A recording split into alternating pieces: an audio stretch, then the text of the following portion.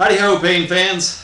Glad you're back again. This is session 2 on acute pain, spinal mechanisms, neuroanatomy, chemical mediators of pain. This is the March.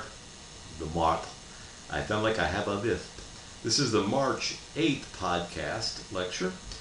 And I'm recording it on the same night, so all that phlegm that you got to experience yesterday, well, you'll probably get it again tonight. So let's dive in without much further ado. So when we last left off, we were talking about chemical mediators of pain.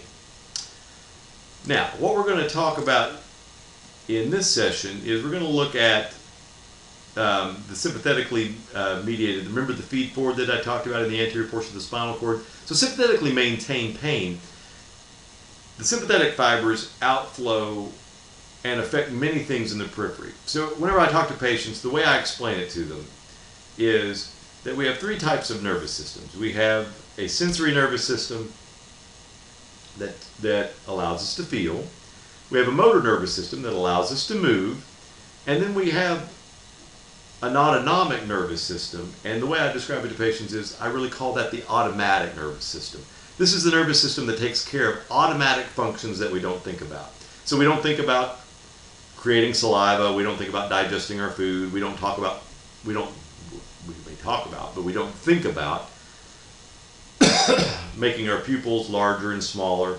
So these are things that are done automatically, and that tends to help people understand what I'm talking about.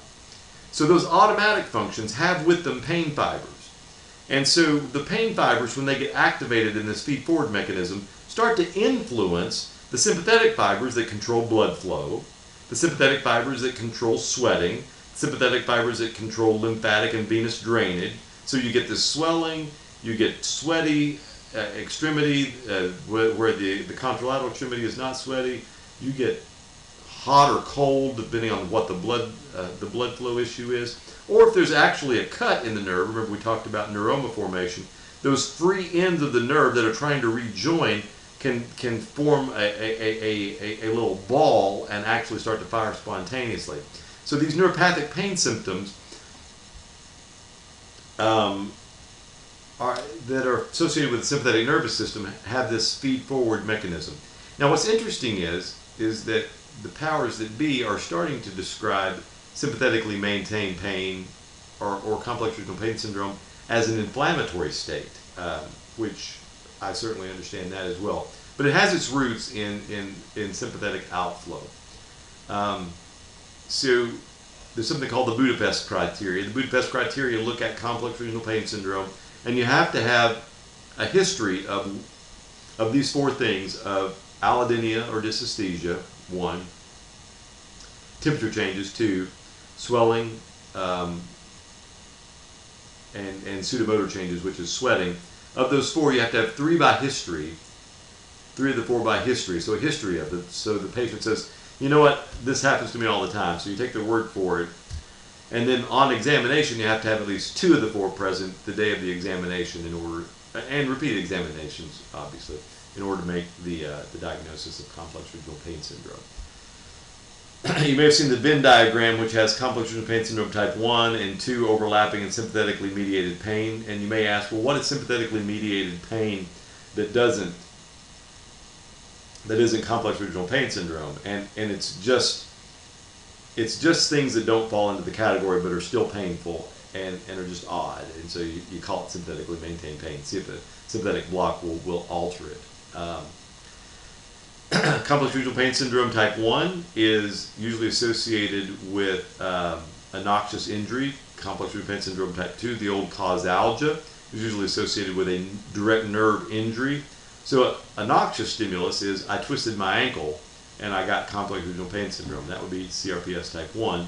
Whereas CRPS type 2 would be somebody did a carpal tunnel surgery on me and they dinged my median nerve, and now I have this global hand problem. That would be a direct identifiable nerve issue. And then, like I said, there is sympathetically maintained pain, which isn't CRPS 1 or 2, but is sort of in a third category, but does respond to things like sympathetic blocks.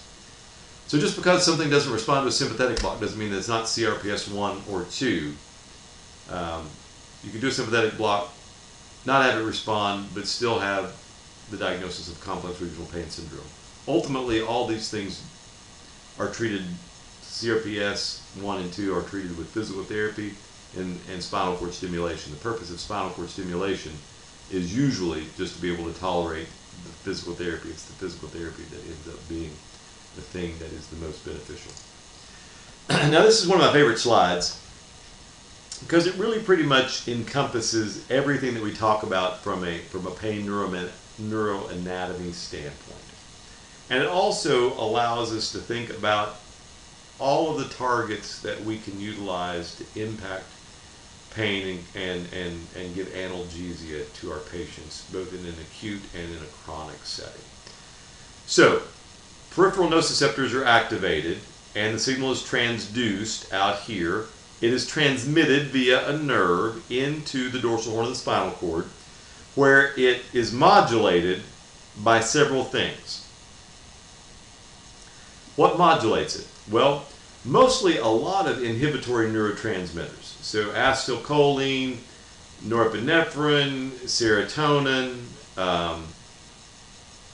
endorphins and enkephalins through the mu system, all are inhibitory. GABA receptors are inhibitory. All of these inhibitory neurotransmitters come in to try to decrease firing here at the dorsal horn. Now, some excitatory neurotransmitters are also present. So there are the NMDA receptors, which ketamine is an antagonist of the NMDA receptor. So you get sedation and analgesia with ketamine by blocking the excitatory function. So at this point, NMDA receptors are the primary excitatory. The alpha receptors, the serotonin receptors, the acetylcholine receptors, the mu receptors are all inhibitory. GABA receptors are all inhibitory, and so there appear to be more inhibitory neuroreceptors that are impacting at the dorsal horn than anything. They cross over decusate. They go up to the midbrain, the thalamus, the pons, and then there's this negative feedback loop, this descending fiber feedback group that comes back down and impinges on the dorsal horn. So even the brain itself will tell the dorsal horn, hey, I don't care about pain. It actually tries to inhibit it. Spinal cord stimulation is thought to act by increasing descending fiber flow and impinging here at the spinal cord to decrease this transmission of pain signals across this synapse. So that's called central processing. And whenever this synapse becomes activated and starts to fire spontaneously, it becomes central facilitated, and it starts this feedback loop where it fires spontaneously, and that is chronic pain. So once the peripheral injury heals, the dorsal horn of the spinal cord is firing spontaneously, and it cannot get shut off. That is central facilitation. It is a wound up segment. So we have wind up and we have central facilitation.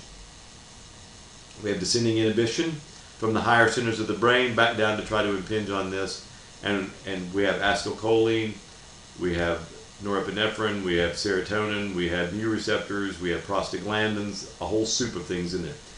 Now, whenever I started in anesthesia back in the dark ages, I know what you're thinking, it hadn't been that long, shame on you, but in 1996 I was a med student, and the big thing that was really talked about was preemptive analgesia, and you may still hear people talk about that. Preemptive analgesia, the idea that you give opiates up front, and the opiates block the pain response, so you don't get these wound up things going on. And so the idea was we're going to dump some fentanyl in before we have a stimulus, and that will keep these central facilitations and these feedback loops from firing up. Great idea. Hundreds of papers published on it. Didn't really hold true. The reason why it didn't really hold true, that was nice. I'm sure you enjoyed that. Can somebody come over and do some percussion for me? Yeah, I would really appreciate it. The reason why it didn't really hold true was because the processing of the dorsal horn is way too complex to be modulated by one chemical agent. So it was more than just mu receptor activation. Ah! This crazy, potentially unwanted thing. Anyway, I'm having a lot of trouble here. Can you sympathize with me? I hope you can.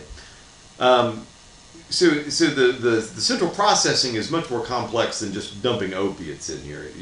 And so then the idea of multimodal analgesia came into being in the mid 2000s, and that's the idea that we're going to give that fentanyl, we're going to give some ketamine up front, we're going to give some Versed, blocks the GABA receptors, we're going to give prostaglandin inhibitors, so we're going to give Toradol, we might give a little clonidine in the block, we might give a steroid, all these different things that modulate, and we're going to hit this in many different ways. That's why whenever I was doing blocks on the acute pain service, I would use ketamine as the primary sedation, other than being excellent sedation for blocks. It also worked in multimodal fashion. So we had the descending modulation that we talked about, where the mu receptors, the delta, and the kappa receptors, arachidonic acid metabolites, all these things impinge on the spinal cord. I think I beat that to death. Just for the interest of time, I'm going to move beyond. But what I am going to talk about are the excitatory amino acids, and the reason why is this is a key concept for you to understand. So if you remember that most everything else is inhibitory, but the NMDA receptor is the most understood excitatory receptor. So you're going to have excitatory amino acids that are dumped into the synaptic cleft, and they're actually going to start the process of winding up the spinal cord. So it is these NMDA receptors that actually increase the pain flywheel, keep it flying faster. It's not inhibitory at all. It actually creates that feed forward mechanism where you begin to develop chronic pain. Now, this is a dude you may have seen in the library. He's not hanging out in the library. Well, actually, he probably is hanging out in the library. It's his picture. This is William Martin, and as you can see, I took this picture with my phone because here's the clock in the background here that's just high quality work there. I can do weddings and bar mitzvah photography if you'd like. So Dr. William Martin was a member of our Department of Anesthesiology. He was also an administrator in the college pharmacy. And so Bill Martin was on faculty in the 60s and early 70s, and in Lexington we had a prison, and a prison hospital, one of 3 in the country. And so Bill Martin made the observation, as he was studying prisoners, that young 20-year-old men would come in that were heroin addicts, and they would have excruciating pain. And Martin thought this was odd because here are people that are consuming high doses of the most potent opiate known at that time, and they have this paradoxical pain with no real physical problem. Why would somebody who's taking an opiate have pain? And so Martin theorized that perhaps it was the opiate that was causing pain, and he came up with the concept of opiate-induced hyperalgesia. He actually created an animal model for that, and sure enough proved that opiates in high doses, or even a potent opiate in low doses, can certainly increase the sensation of pain in the person that is in the subject that's receiving it. That observation was kind of lost to medical science because at that time you could have surgery and get IM Demerol. Nobody was aggressively treating post-operative pain or post-trauma pain. Certainly the idea of treating chronic benign pain such as back pain, routine back pain with opiates was laughable at that time. So this observation was lost to history until we had the liberalization of opiates at the hands of Russell Portnoy, with the argument that humans, are suffering and we need to be prescribing these powerful life-giving medications to them because, they can help. And of course we've got, I don't have to recite the litany of problems with liberalization of opiates, the overdose, death. We now prescribe 99% of the world's hydrocodone, just on and on and on. So Martin's observation that opiates in high doses, or even potent opiates in low doses, can increase the sensation of pain was dusted off whenever we started realizing, hey, this prescribing opiates is not working. And that was about 2002, 2003. Some really astute people began noticing this. And Bill Witt, who is a pioneer in our department and the former chair, was among the first nationally to start speaking out against oral opiate therapy. Now the rest of the country is pretty much on board with guidelines such as the CDC basically saying, hey, opiate therapy is a failed concept for many patients and should only be done under very controlled circumstances. But it was the opiate-induced hyperalgesia by Martin who first described that. He also described the mu, the kappa, the delta receptor, and named them, and was a Nobel Prize. He was considered for the Nobel Prize for that. So a former faculty member with a very deep history in pain. As a matter of fact, the UK Acute Pain Service is pretty sophisticated. IVPCA was first described at UK, and the resident who did it, those of you who may remember George Coakley, you probably don't remember George Coakley at this point, but he would describe the resident who first did IVPCA. The surgeon said, you're going to kill our patients, and so that resident had to stay overnight with each person as he did his study to make sure that they didn't have a problem. The surgeons wouldn't let him do it otherwise. So can you imagine staying in the patient's room as they utilized their PCA just to make sure that there wasn't a problem? So the UK Pain Service was first described use of IVPCA in the country. It was first described here, and I can almost assure you that maybe he exceeded his duty hours, but we won't tell Dr. Shell. All right, so opiate-induced hyperalgesia, how does this work? So on a cellular level, whenever we activate the mu receptor and concomitantly activate the NMDA receptor, so we start to get wind up, and then we start to treat that with opiates for pain, these two receptors start to crosstalk, and the mu receptor actually starts to feed forward and activate and sensitize the NMDA receptor. So as the mu receptor is activated, it starts to energize the NMDA receptor via a protein kinase C mechanism, arachidonic acid protein kinase C intracellularly. So as mu receptor agonists come on board, we make the system even more sensitive to the excitatory neurotransmitters that are present, giving a signal that is out of proportion to our signal input. And how do we know it's protein kinase C? Well, it's because protein kinase C knockout mice don't get hyperalgesia. When we put a protein kinase C inhibitor on board, we don't get hyperalgesia.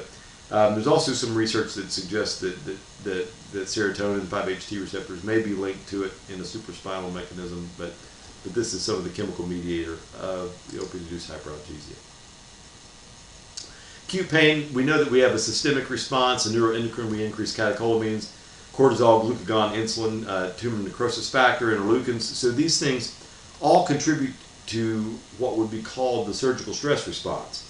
And so it's not only the impact of the surgery which causes this neuroendocrine response, it's also the pain that comes with it that can give you the systemic inflammatory response that goes along with the surgical insult. We get some weird things like decreased FRC and FEV1, so that makes pulmonary people with pulmonary disease at greater risk because of atelectasis. It's the pro-thrombotic and pro-inflammatory effects of the systemic inflammatory response also impact pain also impacts those things. So acute versus chronic pain, this is just something that I put out there that's just sort of an interesting concept, and so I'll bore you with this if you don't mind. So acute pain, let me back up. I wasn't around in the 70s. I was around, but I just wasn't practicing medicine at that time. But acute pain was virtually ignored, and chronic pain was completely ignored. I'm not sure that chronic pain shouldn't be anything but ignored at this point either, but I digress. It's job security. But we developed the processes with IV-PCA and various things that the acute pain deserves an aggressive response in the hospital, and it does. Whereas chronic pain deserves a stepwise response. You know what? This is chronic. We're gonna try to figure out the source of this problem. We're not gonna just throw a bunch of stuff at it. You've had it for a long time. It doesn't have to be treated in a hair on fire manner. And as a matter of fact, when chronic pain gets admitted to the hospital and gets put in an acute pain environment, things get messed up. So let's say, and I know this is the bane of everyone's existence, but please hear me out when I say it. So when you take the chronic pain patient that's on a low dose by CDC guidelines of 30 or 40 milligrams of morphine equivalent opiate, and they get in the hospital, it's very important that you understand that they have an acute event, but they need to be titrated back down to that previous dose within 4 to 6 weeks. So having the acute event and sending them out with recommendations of now being on 80 or 90 milligrams of morphine with no view to decreasing that dose does not help the patient or the practitioner that receives the patient. So sure, acute pain deserves an aggressive response with the idea that if the patient has chronic pain, they will taper back down to where they were. And this is something that we don't do a great job of. So as you're doing those PO pain recs, which I know you enjoy doing, I know you enjoy it, I know you do. If you're doing those PO pain recs, keep in mind that you need to actually have a 2 or 3 week period where you maintain a higher dose and then you begin to taper over 2 to 3 weeks back down to the previous dose. Coping skills are secondary. We don't ask patients, you need to learn how to cope with your femur fracture. No, we want to treat that aggressively. Whereas coping skills are paramount with chronic pain. If you don't have coping skills in place, then you're not going to do well in the long run with chronic pain, which is why cognitive behavioral therapy is as effective as anything that we do for chronic pain. We have an intensive hospital response. At UK, we have a 24-hour 7 acute pain service with nurses that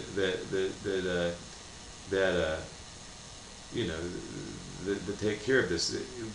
The JACO imperatives suggest you should have a dramatic hospital response. Chronic pain should be outpatient only. When you admit chronic pain patients to the hospital, you only screw up their chronic pain issue.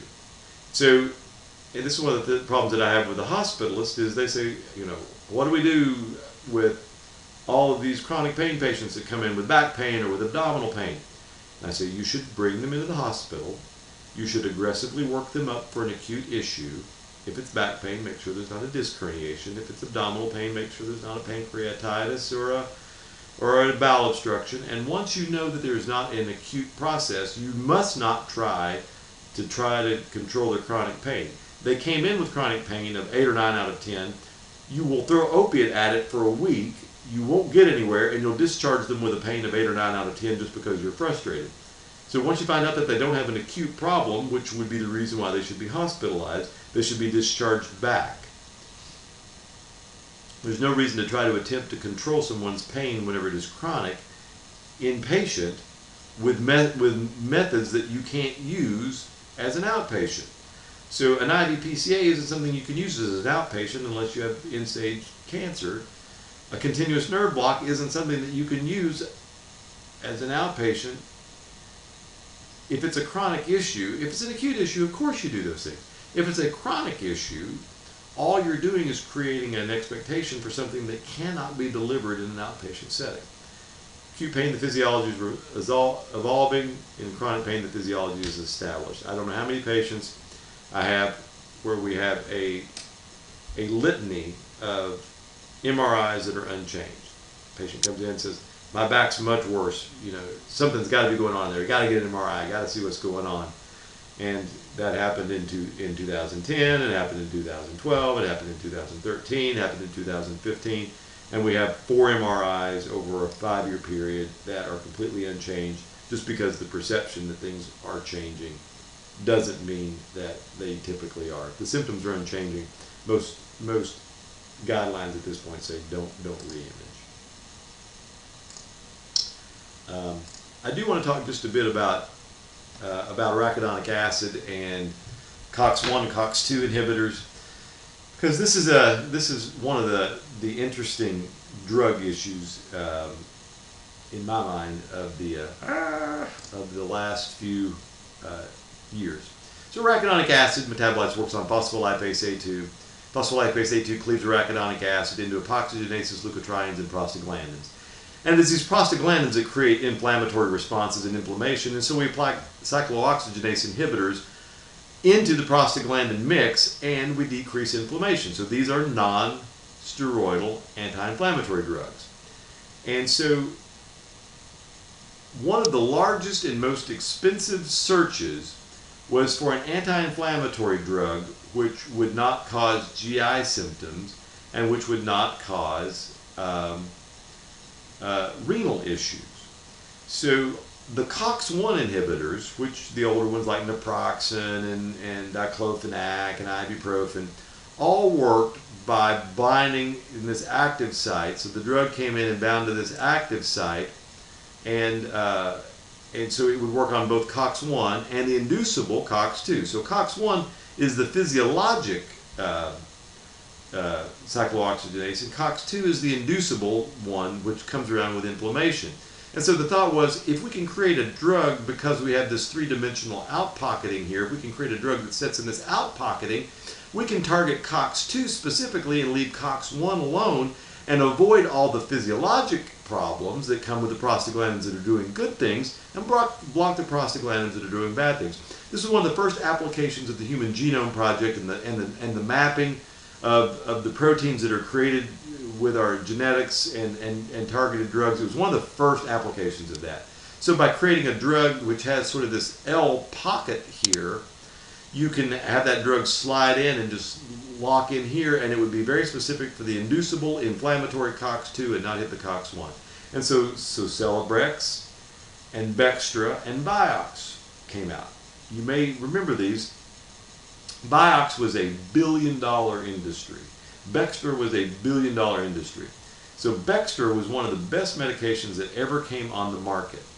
And so Pfizer tried, they were so confident in Bextra that they began marketing it for acute pain, and it worked wonderfully after like oral surgery and even after some hernia surgeries. You could take Bextra and it was a wonder drug. It really significantly decreased inflammation. Patients with inflammatory problems did so well with Bextra. They did better than Vioxx.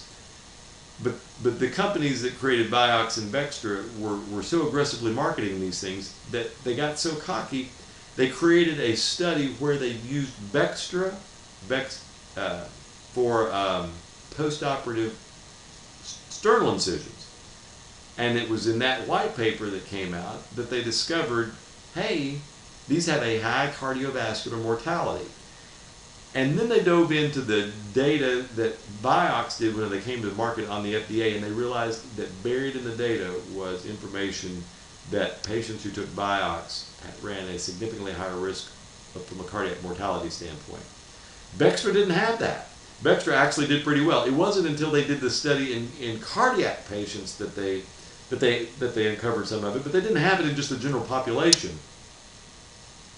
And so Vioxx went off the market and was multi-million-dollar lawsuits. Bextra, which was a wonderful medication, got taken off the market in the hysteria of Vioxx because they tried to market it to people who were having cabbage. And then the more they studied it in the mid-2000s, the more they realized that all of the COX inhibitors had a cardiovascular risk, that it had been undetected for decades, and that that basically your risk of hypertension and coronary artery disease was significantly elevated by these drugs. So patients with diabetes and hypertension have few options from an anti-inflammatory standpoint, and it is because of, I got carried away talking about it, it is because of, here's the L of Celebrex. This is Celebrex, this is Bextra, and this is Vioxx. So they sit in that synaptic cleft here. And so these were drugs that were engineered based off of the three-dimensional structure of the COX enzyme. And I think that's interesting because it was one of the first applications from the Human Genome Project of three-dimensional imaging of proteins, and it was a wonderful idea, beautifully executed, worked well. It just and here you see it blocking arachidonic acid. It's a nice slide. And it just, they got overconfident, over-marketed, and over-promised, and ended up, Vioxx was dangerous. It was causing cardiovascular issues. Bextra less so, and so a reasonable tool that could have been used postoperatively is lost to us. And here's just some studies on that. Didn't want to get into that. So wrapping up here, you know, we utilize COX-2 inhibitors, multimodal pain, we utilize IVPCA, we utilize adjuncts, you know, ketamine, NMDA receptor blocking, hydroxyzine, anzamet, naloxone. We utilize several things. We utilize peripheral nerve blocks. I don't really want to get into a lot of these. But here is one thing that I do want to touch on before we go. So is regional anesthesia superior to general anesthesia? And this has been an age-old discussion. Turns out that regional anesthesia is not superior to general anesthesia in any way, shape, or form. Been some studies that have recently come out that do suggest that a lot of the protective benefit that we espoused on epidurals just isn't there. It may be better analgesia, but from a surgical and from a morbidity mortality standpoint, not a lot of difference. Maybe even some things for us to reconsider and be concerned about. But here's one thing that is true. JAMA article from 2003. By postoperative day 3, most of the analgesic benefit of the epidural. Here's the epidural with lower pain scores, but parenteral opiates begin on day 3 and 4 to be about equal. So what this suggests is the first 48 to 72 hours, which we know is the worst from a postoperative pain standpoint. That's when we get the benefit of the epidural, and after that, parenteral opiates seem to do about as well. So there's really not a lot of reason to keep an epidural past postoperative day 3. And with all of the data to get catheters and that sort of thing out, we're doing it faster and faster. The one area that I would say that it doesn't make any sense, as I discussed in one of our other lectures, is whenever you have an ileus, stopping the epidural in favor of parenteral opiates, which are only going to worsen the ileus, doesn't make a tremendous amount of sense. That would be the one scenario where you would consider continuing your epidural analgesia on for a bit long. Okay, I'm going to spare you a lot of this because it's talking about acute to chronic pain conversion. I do want to go over a few case studies. So TS is a 58-year-old female, status post-spinal fusion, taking 20 milligrams of OxyContin TID for chronic pain. OxyContin is on a TID drug, but we'll go on from there. Now status post-total knee replacement in excruciating pain. So basically, somebody who's taken a whole bunch of opiate, 60 milligrams of oxycodone, probably about 120 to 140 milligram morphine equivalent. That is higher than the CD recommendation at this point, still happens. They have a total knee and they're in excruciating pain postoperatively. So they're opiate tolerant, they may be even hyperalgesic, and they're not responding to the typical postoperative regimen. Time after time after time, I answered this question for people. If you don't give that person 60 milligrams of oxycodone, that's their baseline. You and I that are opiate naive, our baseline is nothing. That person's baseline is 60 milligrams of oxycodone. If they don't get 60 milligrams of oxycodone today, you're not going to even begin to impact their chronic pain. So they must be on the 60 milligrams of oxycodone, and then you layer opiate on top of that, either in an IVPCA or an oral formulation that is on top of that. That would be for the new acute pain. If you don't get 60 milligrams of oxycodone to that patient from a baseline standpoint, you'll never make it. So what most surgeons end up doing is they say there's a 60 milligrams of OxyContin, that ought to be enough for your acute pain, so they miss the mark. Or they give an IVPCA, which would cover the acute portion but does not give them the baseline. And so they because of the opiate tolerance, they never appropriately dose the opiate. Doesn't mean that you can just walk off and ignore these people. They still need very intense monitoring because they can still get into trouble from a respiratory depression standpoint. It just means that their baseline is 60 milligrams of OxyContin. And until you get that and then treat on top of that, you will not do well. GH is a 36-year-old female using 75 micrograms of Duragesic for fibromyalgia. It used to be really common to do this, and one of our attendings, Joe Atella, would round on Mondays, and I would round on Tuesdays, and he would take all these Duragesic patches off of people because there was a black box warning about the Duragesic patch in the perioperative period. And so people that were given these high-dose opiates, 75 micrograms of Duragesic is about 200 milligram oral morphine equivalents. It's a huge amount of dose. Fortunately, fibromyalgia is very seldom treated with Duragesic patch any longer. Really common in 2006, 2007, 2008. So we put an epidural in, take the Duragesic patch off, and about 16 hours later, whenever the Duragesic was gone, these people would be screaming, and you have to just put the Duragesic patch back on because that is their baseline. You can't worry about whether or not they should have been on that medication in a chronic setting whenever they're in the acute setting. And I'm not going to talk about the integral pump. So that's our chemical mediators and some of our manipulations of those. Hope you've enjoyed these lectures. Feel free to contact me with questions or concerns. Probably you have lots of concerns about me, my phlegm, my whole approach to medicine, thus and so. But I'd be happy to talk to you about anything, or talk to you if you're interested in pain, but either regional or chronic in the future. If you're disinterested in pain, I'd be happy to talk to you too. So talk to you later on. Bye-bye.